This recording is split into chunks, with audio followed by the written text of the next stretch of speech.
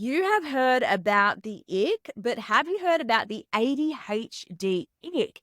Is it a real thing? We're going to unpack what the ick means for people, and more specifically, is it something specific to ADHD? Welcome to the What's Eating You podcast. I'm your host, Stephanie, and I'm a psychologist, published author, and public speaker here to educate and validate. Enjoy the show. Welcome back to another episode of the What is Eating You podcast. I'm feeling good and I'm excited that you are here. So before we go on, give yourself a big pat on the back for being here today. Out of all the podcasts you could have listened to, out of all the places you could have been on Mother Earth, you are here today. So I'm super proud of you and I want you to reflect on what you are proud of today. What are you proud of? Let me go first. I am proud this week that despite feeling a little bit tired, that I have stuck with the process. I have completed my gym program that I'm following. My wonderful friend wrote me a program to follow. And not letting my feelings get in the way of what is important. I'm telling you, I have days where I don't feel like I've got the mental energy required for what I want to do. And some days I listen to that and say, you know what, Steph, you're just not going to get stuff done. And that's okay. I'm really kind to myself about it.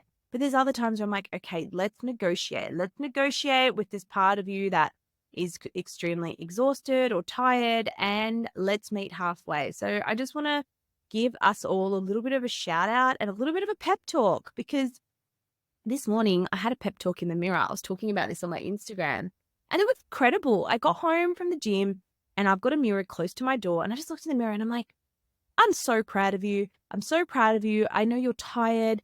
I'm really grateful that you got up today. You went and did what you said you were going to do, even though you didn't feel like it. And you've come so far and you're doing enough, Steph, and you are enough and you are incredible. So if you haven't looked in the mirror and given yourself a pep talk today, I want you to make that your homework task, as well as taking a moment now to reflect on what you're grateful for. Let's get into the episode because I loved this question.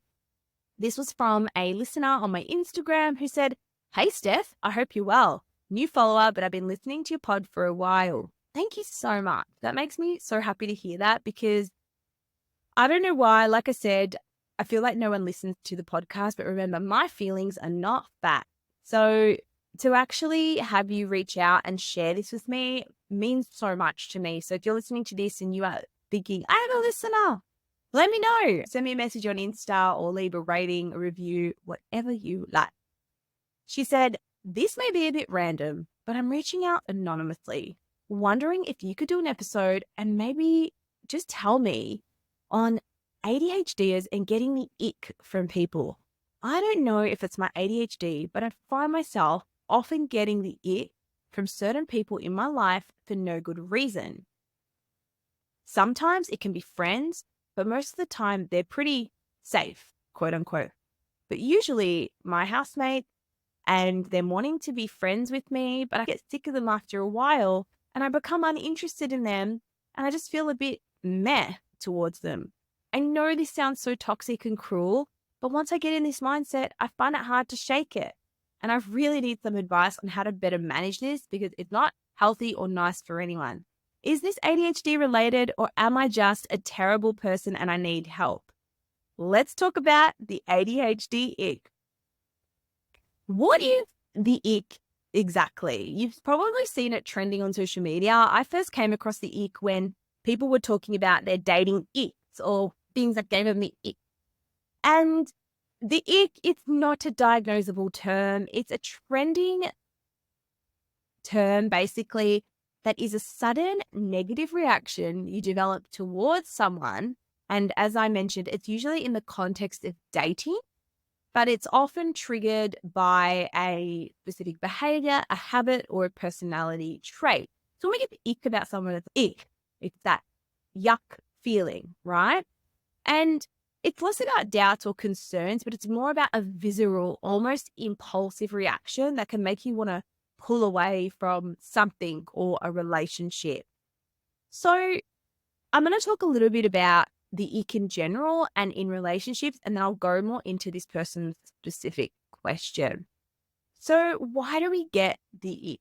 But when it comes to relationships or jobs or anything that gives you that ick feeling, it's usually because we notice red or yellow flag. So the ick can be triggered by noticing red flag like toxic behavior or yellow flag, such as annoying habit. And trusting your gut in these situations is apparently crucial and apparently really helps. Now, when it came to relationships, also what contributes to the ick is growing apart. As we evolve, our feelings towards our partners might change, leading to emotional distance and the ick. I think as well, the ick can really come down to what your beliefs and what your values are. Do you know what I mean?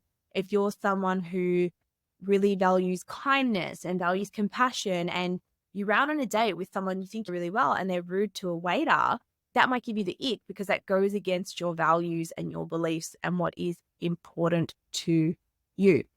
And then when I was looking at the ick around attachment and relationships, avoidant attachment came up.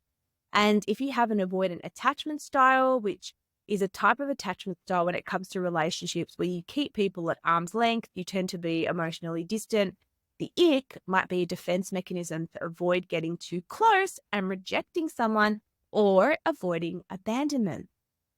Now, let's talk about the ADHD ick. And if you don't know what ADHD is, go back and listen to some episodes. I might do a super simple episode on what is ADHD, because I feel my episodes are quite complex and maybe if people search topics, it might not come up. So I might do a simple one on that. But the ADHD ick is a term that describes an intense, overwhelming feelings of frustration, annoyance, or discomfort that individuals with ADHD can experience in response to certain triggers or situations.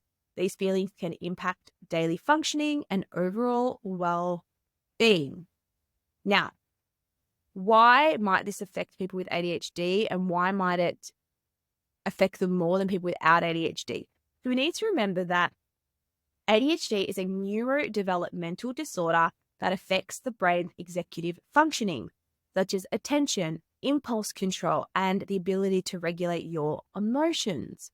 And the brain's prefrontal cortex, so the front of your brain, we call this the CEO because it's responsible. It operates differently in people without ADHD. And the frontal lobe is later to develop as well in people with ADHD. So things such as judgment, logical reasoning, not saying stuff, having that filter is a lot harder to regulate in someone with ADHD. Now, the ick can come about sooner in people with ADHD because of this need for novelty and sensation seeking. So if you're getting the ick towards your housemate or your roommates or whoever that is, it could just be that you're looking for novelty, you're looking for sensation seeking. And we know people with ADHD can jump from relationship to relationship or friendships to friendships because they're looking for that excitement, they're looking for that interest. But what I would really encourage this person to do who's written in is to reflect on why it does bother them and what they did say, because I asked for a bit more of a description. And I think what they mentioned was they've previously been in an environment where there wasn't much privacy. It could have been in the family home. And I think they really value their privacy. And whilst they understand that the people around them are just trying to be close to them and all that, it maybe is being interpreted as you're not giving me my space. So I just encourage you to reflect on when does the ick come up and what does it make you think? Because thoughts control your feeling and that controls your behavior. So the first thing I'd think with ADHD is because you have a need for sensation seeking and novelty, people can become boring and unstimulating from time to time. And this could be what is driving your ick. The second thing is dopamine dysregulation. So we know dopamine is a neurotransmitter associated with pleasure and reward, a crucial role in ADHD. Now, we know people with ADHD often have lower levels of dopamine, leading to difficulty in maintaining focus and motivation. This imbalance can contribute to the heightened emotional responses characteristic of ADHD ick. So what that means is you might feel emotions a little bit more intently, or you might have difficulty managing these emotions. So if someone, annoys you or you're having a bit of a feeling, It's hard to ride that off and be like, oh, it'll pass. You think it's going to be there forever and that it's awful. And the only way is to fight or flight or run away from it. The third thing is sensory sensitivities. So individuals with ADHD might have heightened sensitivity to sensory stimuli. Now, this could be noise. It can be textures. It can be sound. It can be environment that are particularly irritating or overwhelming. So if this person's housemates are loud or overbearing or talkative or irritating, this can contribute to their feelings of the ick and their desire to shut down. And I think this person mentioned that the housemates wanted to be friends and get close. And they mentioned they get triggered when the housemate's like, where are you going? What are you doing? Because she felt like, oh, it's none of their business, da da da da. And I just encourage this person to reflect on, where did it stem from? Where did this come from? Did you grow up in a house where there wasn't much privacy, or you did have to report on what you're doing, where you're going? And how did you respond to this? So if this is you and you get the ick, whether or not you have ADHD, here are some strategies on how to manage it. Number one is identify triggers.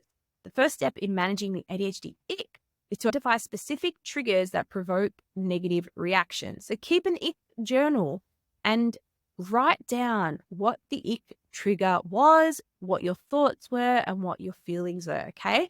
We call this the ABC model. You write down the activated event, what activated me to get the ick, and this can be a situation, it can be a thought, it can be a feeling, and then you're going to do the B, which is your belief or your thoughts around it, and then C is your consequence. How do I feel as a consequence of this? What do I feel like doing? Number two, mindfulness and relaxation. So when you get the ick, just take a minute and take a breath. Recognize it's there. Emotion regulation is extremely important in people with ADHD. Even though it's boring, it doesn't matter. Being boring is good. So deep breathing exercises. Something I love to suggest is box breathing or a 4x4 approach. So you just inhale for 4 counts, hold for 4 counts, exhale for 4 counts, hold for 4 counts, and repeat that. And honestly, if you do this every morning, you're going to notice a whole different world, because regulating your nervous system helps you to be more tolerant, helps you to be more accepting, helps you to be more patient, more empathetic. And so if you get those ick moments where you react, and if you already have impulsivity issues, this is going to help you. So if you're listening to this, you have ADHD and you are not doing emotion regulation, this is your sign to start. And it doesn't have to be this huge, magical, perfect thing. I literally, at the end of my workouts, I sit down on the gym floor and I do 10 breaths. That is it. And it has completely changed how I feel throughout the day. All right. Number 3 is, once you've done your trigger identification, you've done your mindfulness relaxation, your nervous system is calm, it's time to unpack your thought. So as I mentioned earlier, once you've written it down, once you're calm and you're not activated or icky anymore, ask yourself, what is actually my thoughts around this? Is it, these people are annoying, they're nosy, they don't really care about me? Because your thoughts control how you feel, right? So if we can unpack your thoughts, we can start to change them and we can start to challenge them. So this comes from cognitive behavioral therapy and is really effective in managing ADHD ick or any negative thought patterns that happen in response to yourself and others. So try to do some thought rewiring. I've got programs on this. You can check them out. The 30-day mindset reset challenge is a really, really good one. And the last thing is sensory management. You know, if it's about noise, if it's about anything to do with sensory, just be mindful of it. If there's certain times in your house where housemates are loud and annoying, can you wear noise cancelling headphones? Can you go for a walk? Etc., etc. Now, what you shouldn't do when you feel the ick and what you should do. So what you should do is practice patience. Notice it, show yourself kindness, and take deep breath. And celebrate your small wins. If you get an ick and you don't react to it, yay, go you.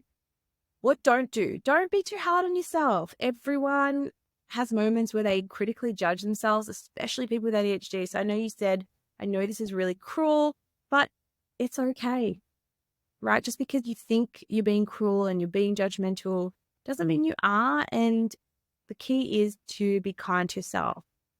And the don'ts are, don't ignore self-care. Make sure you look after yourself, because if you don't, things are going to annoy you really quickly and more often than normal. So it's really important, no matter what you do, especially if you're living with housemates, it can get overwhelming. So make sure that you have a lot of self-care for activities that bring you joy and relaxation, right?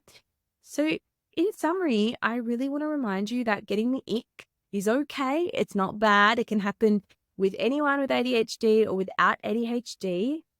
Just remember to identify triggers, build your awareness, practice your deep breathing and your emotion regulation, and most of all, focus on the positives and gratitude, because you can't be icky if you're in a state of gratitude.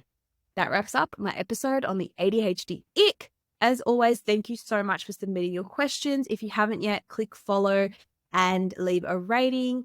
And I thank you so much for being here today. Thank you for listening to today's episode. I am truly grateful for you being here. If you got something out of today's show, please take a moment to leave a rating or review. To access more resources or support, check out the show notes below. See you next time.